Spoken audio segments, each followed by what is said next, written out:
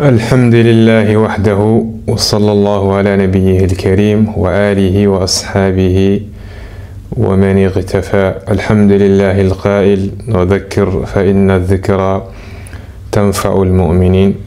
Louange à Allah, Seigneur du monde, le premier sans débit, le dernier sans fin. Allah le très haut dit, rappelle, car les rappels profitent aux croyants, dans Sourate 51, verset 55. Allah subhanahu wa ta'ala, il a créé parmi ses créatures, il a choisi les prophètes et les messagers. Parmi ces prophètes et ces messagers, donc Allah a choisi Muhammad sallallahu alayhi wa sallam comme le dernier messager et prophète. Allah les très haut dit dans Sourate 39, verset 40.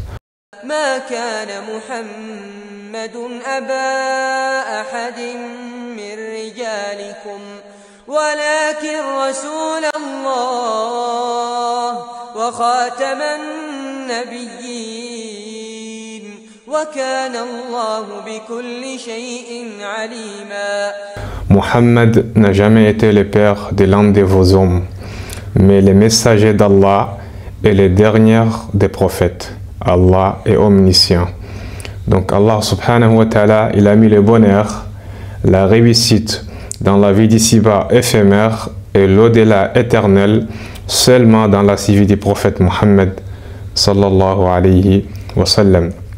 D'après Abu Huraira, dans un hadith rapporté par Imam al-Bukhari, le messager d'Allah sallallahu alayhi wa sallam a dit: tous les membres de ma communauté entreront au paradis, sauf celui qui refuse. Les compagnons ont posé la question: et qui donc refuse au messager d'Allah? Le prophète Mohammed a répondu: celui qui m'aura obéi entrera au paradis, et celui qui m'aura désobéi aura refusé.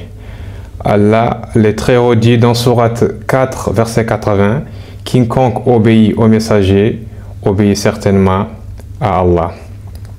Donc si nous aimons Allah, automatiquement nous allons aimer le prophète Muhammad sallallahu alayhi wa sallam et on va lui suivre. Allah dit dans Sourate 3, verset 31,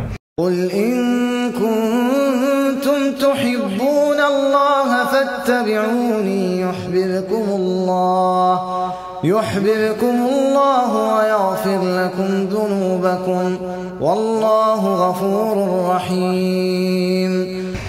Dis, si vous aimez vraiment Allah, suivez-moi, Allah vous aimera alors et vous pardonnera vos péchés. Donc si on sait combien le prophète Mohammed sallallahu alayhi wa sallam, il nous aimait et on ne peut que le suivre. Un jour, le prophète Mohammed sallallahu alayhi wa sallam, il était avec ses compagnons, il a dit à ses compagnons: qu'est-ce que j'aurais aimé voir mes frères? Les compagnons ont dit: Ya Rasulallah, nous ne sommes pas tes frères.